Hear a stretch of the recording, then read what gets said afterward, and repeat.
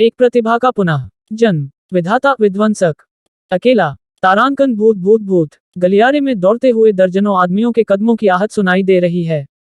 एक युवा और सुंदर सेना अधिकारी सामने चल रहा है, उसके पीछे वर्दी में दर्जनों सैनिक हैं, जो पूरी तरह से बंदूकों से लैस हैं। जल्दी करो, इससे पहले कि बहुत देर हो जाए, हमें उसे पकड़ना होगा। युवा अधिकारी ने चिंतित स्वर में अपने अधीनस्थों को आज्ञा दी। मुड़ने के बाद उन्हें एक गलियारा दिखाई दिया जिसके दूसरी ओर एक बड़ा कमरा था। सभी ने अपनी गति बढ़ा दी और युवा अधिकारी ने जल्दी से बड़ा दरवाजा खोला और कमरे में प्रवेश किया।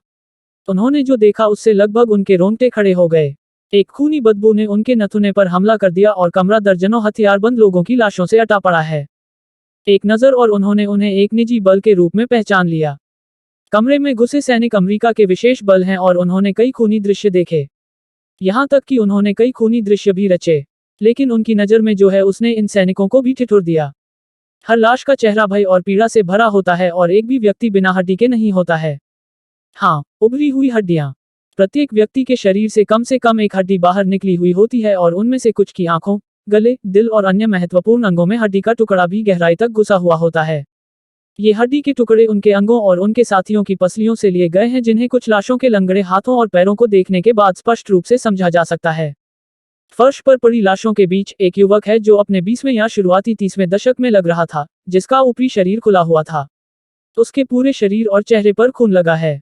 उसकी अच्छी तरह से परिभाषित मांसपेशियों पर कुछ गोली के घाव और ब्लेड के निशान हैं। उसके जेट काले बाल खून से लथपथ हैं। उसकी हथेलियां अजीब पंजों की एक जोड़ी से सुसज्जित हैं। इन पंजों में केवल नुकीले नाखून होते हैं जो एक जंगली जानवर के समान होते हैं, जो धातु से बने होते हैं और प्रत्येक कील व्यक्तिगत रूप से एक छोटी सी डिस्क से जुड़ी होती है, जैसे कि उसकी हथेली के पीछे छोटे धातु के जोड़ होते हैं जिसके बीच से एक प्रकार का तार गुजरता है। अगर कोई बेहतर नहीं जानता है तो वे सोचेंगे कि यह एक सामान्य धातु का तार है, लेकिन यह एक ग्राफीन का तार है, जो दुनिया की सबसे तेज और मजबूत चीज है। इस दृश्य को देखते हुए युवा सेना अधिकारी अपनी पटरियों पर रुक गया और वहीं खड़ा होकर उस लहूलुहान आकृति को देख रहा था। आखिरकार कप्तान रिचर्ड, आप यहाँ आ गए। मैं इंतजार करते करते थक गया था। रक्तरंजित आकृति ने कहा कि वह अभी भी उस खिड़की की ओर देख रहा है जहां से विशाल समुद्र को देखा जा सकता है। तुम मेरा इंतजार कर रहे थे? युवा और सुंदर सेना कार्यालय ने कुछ आश्चर्य भरे स्वर में उत्तर दिया। हाँ, मैं तुम्हारा इंतजार कर रहा था। मैं चाहता हूं कि तुम मेरे अंतिम मास्टरपीस के गवाह बनो, ताकि तुम्हें इससे पीड़ित न होना पड़े। खूनी आकृति ने उत्तर दिया। बस सैम को सरेंडर कर दो। तुम अब और नहीं भाग सकते। तुम इसे अपने लिए इतना कठिन क्यों बना रहे हो?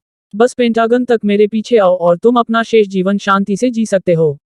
मुझे पता है कि तुम क्रोधित हो, लेकिन तुम्हारा प्रतिशोध हिला देगा पूरी विश्व शक्ति का संतुलन। घटना के लिए जो भी जिम्मेदार होगा, उसे सौंपने के लिए मैं उनसे बातचीत करने में आपकी मदद करूंगा। रिचर्ड ने तथाकथित मास्टरपीस की परवाह किए बिना कहा। बहाहा, क्या आप वास्तव में सोचते हैं कि यह इतना आसान, कप्तान है? क्या आप जानते हैं कि अपराधी कौन है? रोथस्चाइल्ड कबीले के वारिस, मैकग्रेगर कबीले के वारिस, मोरक्को के राजकुमार, समृता परिवार के वारिस, हेस्टिया हाउस के वारिस। क्या आप मुझे उनका सिर दिलाने के लिए आश्वस्त हैं? सैम ने हंसते हुए जवाब दिया। उसकी बातें सुनकर रिचर्ड सदमे से सन रह गया। वह जानता था कि इस घटना का इन परिवारों से कुछ लेना देना है, लेकिन वह इस बात से अनजान था कि यह इन परिवारों के प्रत्यक्ष उत्तराधिकारियों से संबंधित है। उसके पास शब्दों का अभाव था। इससे पहले कि वह जवाब दे पाता, सैम ने जारी रखा। रिचर्ड, क्या आप जानते हैं कि मैं उससे कितना प्यार करता हूँ? एकमात्र लड़की जिसने मेरी देखभाल की, एकमात्र व्यक्ति जिसने अनाथ के रूप में मेरी स्थिति को कम नहीं देखा। लेकिन अब उसने इन अमीर कमीनों की ईर्ष्या और वासना के कारण आत्महत्या कर ली। क्या आप जानते हैं कि जब मैं याद करता हूं तो मुझे कैसा लगता है, जब मैं इस कमबख्त दुनिया को ग्लोबल वार्मिंग से बचाने के लिए कड़ी मेहनत कर रहा था, जिसे उन्होंने बिना किसी परवाह के बनाया था। केवल एक ही व्यक्ति जिसे मैं प्यार करता था, उसके साथ 20 दिनों तक क्रूरता से बलात्कार किया गया और उसे तब तक प्रताड़ित किया गया जब तक कि वह आत्महत्या कर ली। सिर्फ इसलिए कि कुछ अमीर कमीने इसलिए ईर्ष्या करते हैं क्योंकि उनके पिता मेरी तुलना उनसे करते हैं, क्योंकि हम एक ही उम्र के हैं। क्या आप जानते हैं कि मुझे कैसा लगता है? मुझे खुद से नफरत है। मुझे एक वैज्ञानिक, इंजीनियर, संगीतकार, चित्रकार, डॉक्टर, सुपर सैनिक, हैकर, आविष्कारक, हथियार निर्माता के रूप में अर्जित सभी उपाधियों से नफरत है। मैं इस 25 साल की उम्र में बहुत कुछ बन गया, लेकिन क्या आप जानते हैं कि मैं वास्तव में क्या बनना चाहता था? एक आदमी का सबसे बड़ा दोस्त, सबसे अच्छा भाई। लेकिन मैं केवल एक टूटे हुए दिल वाला और नफरत की आंधी से भरा हुआ व्यक्ति बन गया। यदि आप नहीं जानते कि मैं कैसा महसूस करता हूं, तो आप मुझे समझाने की कोशिश न करें। सैम ने ठंडेपन से कहा। उसकी आवाज उदासी और आक्रोश से भरी हुई थी। रिचर्ड ने सैम की ओर देखा, न जाने क्या क्या कहा। वह स्पष्ट रूप से जानता है कि उसके सामने यह व्यक्ति क्या दर्शाता है। उनके सामने रक्तरंजित आकृति प्रतिभा के शिखर का प्रतिनिधित्व करती है, जो मानव जाति के इतिहास में अब तक पैदा हुई सबसे बड़ी प्रतिभा है। भारत की गलियों में एक अनाथ एक ऐसा अस्तित्व बन गया जो दुनिया को तिरस्कार और तिरस्कार से देख सकता है। वह एक आविष्कारक, डॉक्टर, डिजाइनर, चित्रकार, संगीतकार आदि हैं। उन्होंने हर उस ज्ञान में महारत हासिल की है जिसे वे एक्सेस कर सकते थे। वह सभी ट्रेडों का जैक नहीं है बल्कि सभी ट्रेडों का मास्टर है। और यदि यह पर्याप्त नहीं है तो वह एक सुपर सोल्जर भी है जो अकेले सशस्त्र सैनिकों की पूरी बटालियन का सामना कर सकता है। कोई नहीं जानता था कि वह ये सब कैसे कर लेता है, लेकिन उसने कर दिखाया। उसे देखते हुए रिचर्ड ने आखिरकार अपना मुंह खोल दिया। मैं यह नहीं कह सकता कि मैं आपके दर्द को समझ सकता हूं, लेकिन मैं जो समझता हूं वह यह है कि दुनिया को दिखाने के लिए आपकी सभी क्षमताओं के लिए आपका जीवन बहुत छोटा है। दुनिया ने आपको पर्याप्त नहीं देखा है। आप सबसे महान निर्माता हैं, दुनिया के सैम। लेकिन मुझे नहीं लगता कि आप पहले से ही अपनी सीमा तक पहुंच गए हैं। अगर मुझे आपको एक मृत अंत की ओर बढ़ने से रोकना है तो मैं आपको यहां से बलपूर्वक ले जाऊंगा। आप और मैं दोनों जानते हैं कि अगर आपको अपना बदला लेने के लिए तुम पृथ्वी के छोर तक शिकार किए जाओगे। कृपया मेरे साथ आओ सैम। धन्यवाद रिचर्ड, लेकिन मैं अब वापस नहीं जा सकता। मैं उन कमीनों को जाने नहीं दे सकता जिन्होंने मेरी स्टेला को खुद को मारने के लिए मजबूर किया। बोलने के बाद वह अचानक चला गया और कमरे में एक कंप्यूटर के सामने एक बटन दबा दिया। सभी ने जल्दी से उसे घेर लिया। कमरे के मॉनिटरों ने हवेली, कारखानों, कार्यालय भवनों आदि के विभिन्न स्थानों को दिखाया। उन्हें देखकर रिचर्ड की आंखें अविश्वास से चौड़ी हो गईं। अचानक कंप्यूटर स्क्रीन में हर इमारत एक विशाल बेंच से टकरा गई क्योंकि वे पूरी तरह से नष्ट हो गए थे। कमरे में हर कोई अवाक रह गया। दुनिया के सबसे बड़े संघ और पूरी धरती के गुप्त शासकों का वैसे ही नाश हो जाता है। हा हा हा हा। सैम पागलों की तरह हंसने लगा। आखिरकार स्टेला तुमसे बदला लिया गया है। उसके साथ हजारों लोग हैं। तारांकन बम बम अचानक 2 गोलियां चलीं और उनके भाषण को बाधित कर दिया। उसके पहले से जख्मी शरीर में 2 गोली के निशान बन गए थे। रिचर्ड अपनी मूर्छा से बाहर आया और गिरते हुए सैम के शरीर को सहारा दिया। इस बीच सभी ने गोली चलाने वाले की ओर बंदूक तान दी। वह कंसोर्टियम का अनुचर है, लेकिन विनाश को रोकने के लिए उसने बहुत देर कर दी। रिचर्ड ने उस सैम को अपनी आंखों में अनंत खेद के साथ देखा। चिंता मत करो मेरे दोस्त, मैं पहले से ही अपने जीवन को पूरी तरह से जी रहा हूं। मुझे आशा है कि मेरे जीवन के साथ एक उदाहरण के रूप में ये अमीर कमीने पीछे हटेंगे और बाहर देखेंगे। सैम ने कहा, मुझे यकीन है कि वे करेंगे। रिचर्ड आश्वासन के साथ उदास। रिचर्ड, मेरे एकमात्र दोस्त के रूप में मैं इस लैब को आपको विदाई उपहार के रूप में छोड़ दूंगा। ये भगवान का बेंत है जिसका मैंने अभी उपयोग किया है। कृपया इसे जीवित रखें और सुनिश्चित करें कि अब से हर सरकार ठीक से व्यवहार करे। मैं चाहता हूं कि आप बने दुनिया के संरक्षक। स्टेला ने पहले सपना देखा था। सैम ने कहा, मैं करूंगा। चिंता मत करो सैम, रिचर्ड ने जवाब दिया। मृत्यु से पहले मुझे लगता है कि मुझे अपना शीर्षक सबसे महान निर्माता से सबसे महान विध्वंसक में बदल देना चाहिए, क्योंकि मैंने सिर्फ एक बटन से दुनिया की आधी शक्ति को नष्ट कर दिया है। सैम ने मुस्कुराते हुए कहा, नहीं सैम, आपको बदलने की जरूरत नहीं है क्योंकि आप सबसे महान निर्माता होंगे और आप इस दुनिया के सबसे बड़े विध्वंसक होंगे। कोई भी दुनिया इस कथन को चुनौती देने की हिम्मत नहीं कर सकती है। रिचर्ड ने मुस्कुराते हुए कहा, हाँ ये सच है। अलविदा मेरे दोस्त। सैम ने आंखें बंद करते हुए कहा, अलविदा सैम। रिचर्ड ने आंखों में आंसू लिए कहा। इस समय कमरे के सभी सैनिकों ने छत पर निशाना साधा और सम्मान के रूप में 3 राउंड गोली मारी। वे जानते हैं कि इस आदमी ने दुनिया के लिए क्या योगदान दिया। उसने ग्लोबल वार्मिंग के खतरे को दूर करके मानव जाति को अधिक समय तक जीवित रहने में मदद करने के लिए चमत्कार किए। उसने आशा दी प्रति इतने सारे लोग जो अपनी बीमारियों के कारण और भी नहीं कर सकते। वह एक ऐसा अस्तित्व है जो चमत्कार का जीता जागता उदाहरण है, लेकिन अब वह अस्तित्व मर चुका है। सबसे बड़ा निर्माता, सबसे बड़ा विध्वंसक, सबसे बड़ा प्रतिभा कभी मर चुका है। नई दुनिया। सैम ने धीरे धीरे अपनी आंखें खोली और पाया कि उसके चारों ओर अंतहीन अंधेरा है।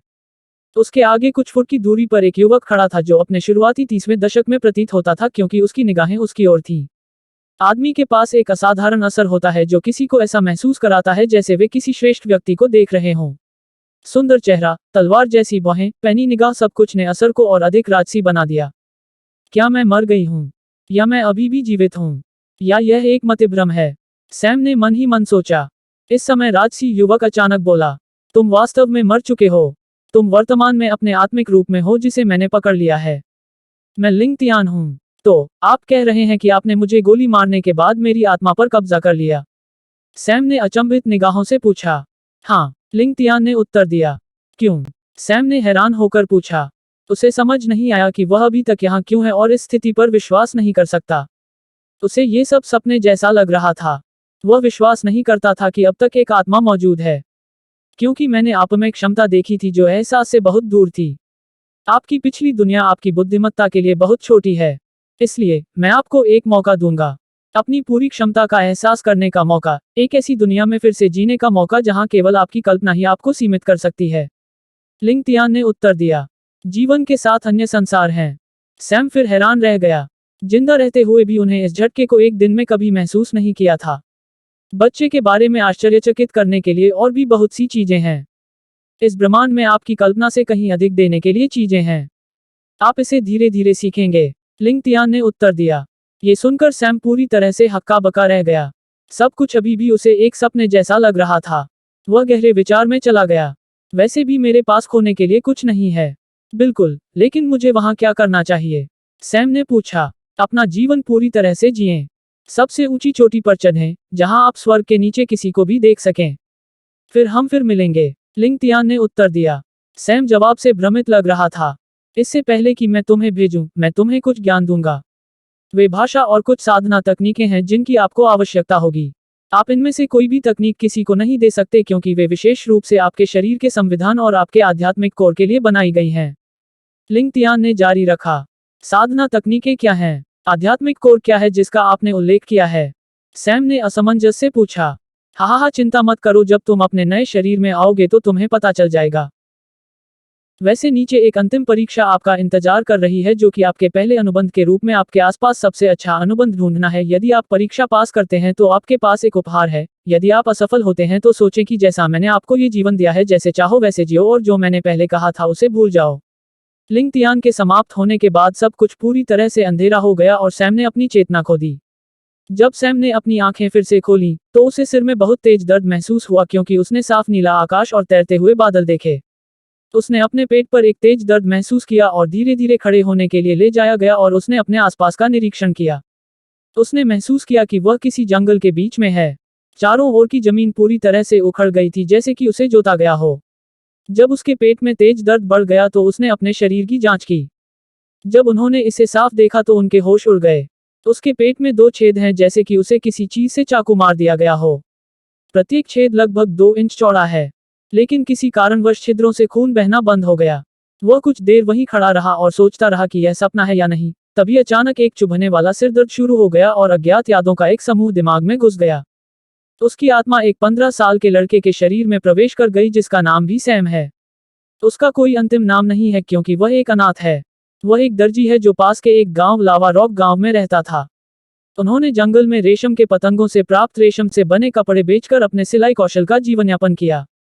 अपनी दिनचर्या के अनुसार जब वह रेशम लेने के लिए जंगल में आया तो उसकी उम्र के कुछ बच्चे उसकी ओर दौड़ने लगे। तभी एहसास हुआ कि एक सांड जैसे जानवर उनका पीछा कर रहे हैं। फिर उन्होंने जानबूझकर जानवर को उसकी ओर निर्देशित किया और जानवर ने उसे अपने सींगों से बेधा और इस तरह मूल मालिक की मृत्यु हो गई। सोचते हुए सैम ने आह भरी। लगता है मैं इस जीवन काल में भी अनाथ होने के भाग्य से नहीं बच सकता। ये सोचते सोचते वह दर्द सहते हुए धीरे धीरे अपने गांव की ओर चल पड़ा। जब उन्होंने गांव में प्रवेश किया तो कुछ देर के लिए सामने का दृश्य देखा तो उनके होश उड़ गए। पहले के दृश्य ने उन्हें मध्यकाल की याद दिला दी। गलियां बिल्कुल साफ नहीं हैं। सभी घर मिट्टी की दीवारों से बने होते हैं और कुछ चुनिंदा लोग ही एक निश्चित क्षेत्र में पत्थरों से बने होते हैं। तभी उनके दिमाग में कुछ आया। सुंदर दिखने वाले कई मंजिला घर गांव के अधिकारियों के हैं, जबकि हवेली ग्राम प्रधान की है। औसत दिखने वाला घर गांव के रक्षकों और शिकारियों या कुछ अपेक्षाकृत अच्छे परिवारों के बजाय उच्च माना जाता है। सामान्य मिट्टी के घर किसानों और मजदूरों और अन्य लोगों के होते हैं। उसके आश्चर्य के लिए भले ही मूल सैम एक अनाथ है, उसके पास एक पत्थर का घर भी है जो उसकी दुकान और घर दोनों है। जब सैम अपने घर की ओर चल रहा था तो सभी लोग उसे हैरान भाव से देख रहे थे और एक दूसरे से फुसफुसा रहे थे। जैसे ही वह अपने घर पहुंचा और अपना दरवाजा खोलने ही वाला था, उसने किसी को पुकारते हुए सुना। अरे सैम, तुम यहाँ हो। तुम्हारे साथ वास्तव में क्या हुआ था कि ओलिवर ने कहा था कि जंगल में धधकते पृथ्वी बैल ने तुम्हें मार डाला। अगले दरवाजे के एक बीच के आदमी ने कहा कि वह सैम की ओर चल रहा था। उसका नाम माइकल है। वह एक लोहार है जो सैम के पड़ोस में रहता है। जब सैम ने उसे देखा तो उसे नहीं पता था कि कैसे प्रतिक्रिया दी जाए, क्योंकि वह इस शरीर की यादों से जानता था कि उसके साथ उसके बहुत अच्छे संबंध थे। जवाब देते ही सैम ने मुस्करा दिया। मैं ठीक हूँ अंकल माइकल, मेरी चिंता मत करो अर्ग। जब तक उसने अपनी बात समाप्त की तब तक उसे लगा कि उसके घाव फिर से दर्द कर रहे हैं। अत्यधिक पसीना आने के कारण उनका चेहरा पीला पड़ गया था। आसान बच्चा। माइकल उसके पास पहुंचा और सैम को अपने हाथों से पकड़ लिया क्योंकि वह गिरने वाला था। धिक्कार है बच्चे, मैंने सोचा था कि ओलिवर बकवास कर रहा है, लेकिन किसने सोचा होगा कि यह वास्तविक है। घाव बहुत गहरा है सैम, मुझे लगता है कि केवल मरहम लगाने वाला दाना ही आपको ठीक कर सकता है, लेकिन ये बहुत महंगा है। मुझे ये भी नहीं पता कि आप कैसे हैं, अभी भी जीवित हैं। चाचा माइकल, कृपया मेरे कमरे में प्रवेश करें और मेरे बिस्तर के नीचे चमड़े की थैली निकाल दें। मैं मरहम लगाने वाले के पास जाऊंगा, सैम ने अपना दर्द सहते हुए कहा। माइकल ने धीरे से सैम को फर्श पर लिटा दिया और घर में घुस गया। कुछ देर बाद वह हाथों में चमड़े की थैली लिए वापस आया। सैम, मुझे नहीं लगता कि तुम अकेले जा सकते हो, बस थोड़ा इंतजार करो, मैं अपनी गाड़ी लेकर आता हूँ। मैं तुम्हें मरहम लगाने वाले के पास ले जाऊंगा। ये कहने के बाद माइकल अपने घर चला गया और एक धक्का गाड़ी लेकर वापस आया, जिसका उपयोग वह अपने लोहार उत्पादों और सामग्रियों को स्थानांतरित करने के लिए करता था। उसने सैम को सावधानी से उठाकर ठेले पर लिटा दिया और अपनी चमड़े की थैली उसके पास रख दी और ठेले को धकेलने लगा। इस समय सैम धीरे धीरे होश खोने लगा। सैम ने धीरे धीरे अपनी आंखें खोली और पत्थरों से बनी एक छत को देखा। ओह, तुम जाग रहे हो, किसी ने अचानक कहा। सैम उस अचानक आवाज से चौंक गया जब वह उस दिशा की ओर मुड़ा जहां से आवाज आई थी। उसने देखा कि एक अधेड़ आदमी अपने साथ चमड़े की थैली ले जा रहा है, तो उसने तुरंत पहचान लिया कि चमड़े की थैली उसी की है। वह आदमी पलंग की ओर आया और अपना चमड़े का थैला वापस देते हुए बोला, ये तुम्हारा चमड़े का थैला है, मैंने अपना इलाज शुल्क लिया, बाकी थैली के भीतर है। सैम ने थैली खोली तो उसे बटेर के अंडे के आकार के 2 पत्थर दिखाई दिए। आप तब जा सकते हैं जब आपको लगे कि आप ठीक हैं, अधेड़ उम्र के आदमी ने कहा। अचानक दरवाजा खुला और माइकल अंदर आया। ओह, तुम आखिरकार जाग गए, अब तुम कैसा महसूस कर रहे हो? माइकल ने सैम से पूछा। मैं ठीक हूं अंकल, मुझे लगता है मुझे बस थोड़ा आराम चाहिए, सैम ने कहा। दरअसल मैंने तुम्हारे बारे में ओलिवर से सुना था, उसने कहा कि तुम पहले ही जंगल में मर चुके हो, इसलिए मैं तुम्हारे घर की जांच करने आया था कि वह झूठ बोल रहा है या नहीं। लेकिन जब मैं आया तो तुम पहले ही वापस आ गए और तुम घायल हो गए। लेकिन धन्यवाद भगवान तुम ठीक हो। क्या हुआ बेटा? माइकल ने पूछा। मैं वास्तव में बुल अंकल द्वारा मारा गया था, लेकिन अब मैं ठीक हूँ। मुझे पता नहीं क्यों, लेकिन जब तक मैं कोकून लेने के लिए वहां पहुंचा, एक सांड पागलों की तरह मेरी ओर दौड़ा और मुझे मारा। मुझे भी नहीं पता कि मैं कैसे बच जाना, सैम ने जवाब दिया। उन्होंने ये खुलासा करने का कोई कारण नहीं देखा कि यह जानबूझकर किया गया था, इसलिए वह चुप रहे। अंकल माइकल, मैं आराम करना चाहूंगा अगर आप बुरा ना माने, सैम सईद। ठीक है बच्चे, किसी और चीज की चिंता मत करो, बस थोड़ा आराम करो। अलविदा, मैं तुम्हारे पास फिर आऊंगा। माइकल के जाने के बाद सैम छत की तरफ देखता रहा और समझने की कोशिश करता रहा कि वह किस स्थिति में है। शरीर के मूल मालिक की यादों के अनुसार अभी वह उजाड़ भूमि नामक स्थान पर है, जो पश्चिमी महाद्वीप का एक हिस्सा है। इस दुनिया में तकनीक आधुनिक पृथ्वी की तुलना में इतनी विकसित नहीं है। लोगों ने विशेष परिस्थितियों यानी आध्यात्मिक ऊर्जा की उपस्थिति के कारण विकास का एक बिल्कुल अलग रास्ता अपनाया। इस संसार में वातावरण में सर्वत्र एक विशेष प्रकार की ऊर्जा विद्यमान है और सब कुछ आध्यात्मिक ऊर्जा से बना है। इस आध्यात्मिक ऊर्जा का उपयोग करके यहाँ के मनुष्यों के पास अकल्पनीय शक्ति और शक्ति है। उन्हें कृषक कहा जाता है। कल्टीवेटर 2 प्रकार के होते हैं, वे क्यूई कल्टीवेटर और दानी होते हैं। क्यूई साधक अपने शरीर को विकसित करने के लिए आध्यात्मिक ऊर्जा का उपयोग करते हैं और लड़ने के लिए अपने शरीर का उपयोग करते हैं, उन्हें योद्धा भी कहा जाता है। जबकि जादूगर आध्यात्मिक ऊर्जा का उपयोग विभिन्न तत्वों के रूप में परिवर्तित करके करते हैं। अभी अधेड़ उम्र का आदमी जो पहले आया था वह भी प्रकाश तत्व का दाना और दाना है। प्रकाश तत्व के जादूगरों को उनके युद्ध कौशल के बारे में ज्यादा जानकारी नहीं है, लेकिन वे उपचार के लिए सबसे उपयुक्त हैं और अत्यधिक माने जाते हैं। इसलिए ये चिकित्सक आमतौर पर बहुत अधिक शुल्क लेते हैं। इस दुनिया में दाना या योद्धा होना सीधे लोगों द्वारा स्वयं तय नहीं किया जा सकता है। ये शरीर के संविधान और व्यक्ति के आध्यात्मिक कोर पर निर्भर करता है। यदि किसी व्यक्ति के पास शुद्ध क्यूई कोर है जो ठोस सफेद रंग का है, तो वे योद्धाओं के लिए सबसे उपयुक्त हैं। जो व्यक्ति दाना बनने के लिए उपयुक्त है, उसके पास शुद्ध तात्विक कोर होगा। विभिन्न प्रकार के तत्व उस विशेष तत्व के लिए विभिन्न प्रकार की आत्मीयता का संकेत देते हैं।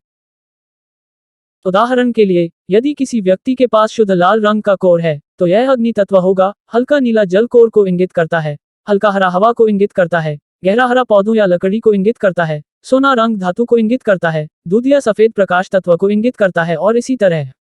शुद्ध दानियों या शुद्ध योद्धाओं के अलावा अन्य प्रकार के साधक भी हैं जिनके पास मिश्रित कोर है जो क्यूई और तत्वों दोनों का अभ्यास कर सकते हैं। वे मूलतः योद्धा दाना कहलाते हैं। जब कोई व्यक्ति 14 वर्ष का होता है तो उसका कोर सक्रिय हो जाता है। सैम ने पिछले साल अपने कोर को भी सक्रिय किया, लेकिन समस्या यह है कि कोई भी उसके कोर की पहचान नहीं कर सका। जब उन्होंने आध्यात्मिक ऊर्जा को अवशोषित करने की कोशिश की तो उनका कोर पूरी तरह से पारदर्शी है। वे इसे आसानी से अवशोषित कर सकते हैं और इसे अच्छी तरह से नियंत्रित भी कर सकते हैं, लेकिन मंत्र या मार्शल आर्ट दोनों के लिए इसका उपयोग करने में असमर्थ थे। इसलिए वह दोनों प्रकार की खेती के लिए उपयुक्त नहीं थे। इसलिए तीसरे स्तर की दीक्षा अवस्था में पहुंचने के बाद उन्होंने रुक गए और पूरी तरह से अपने सिलाई कौशल पर ध्यान केंद्रित किया और कढ़ाई में कुछ महत्वपूर्ण सुधार हासिल किए। इस तरह वह अपने चमड़े की थैली में आध्यात्मिक रत्नों को अर्जित करने में सक्षम हुआ। भले ही वे निम्न श्रेणी के आध्यात्मिक पत्थर हैं, वे सामान्य लोगों के लिए पूरी तरह से उच्च स्तर की मुद्रा हैं। पूरे 1 साल तक कड़ी मेहनत करने के बाद वह केवल 5 पत्थर ही कमा पाया और उनमें से 3 पहले ही उपचार के शुल्क के रूप में मरहम लगाने वाले द्वारा ले लिए गए। इस बिंदु पर सोचते हुए सैम ने एक बड़ी आह भरी और अपनी बंद कर ली। चलो पहले अच्छी तरह से सो जाओ, कल क्या करना है इसके बारे में सोचो। सैम अपनी चौड़ाई के नीचे बुदबुदाया और धीरे धीरे सो गया।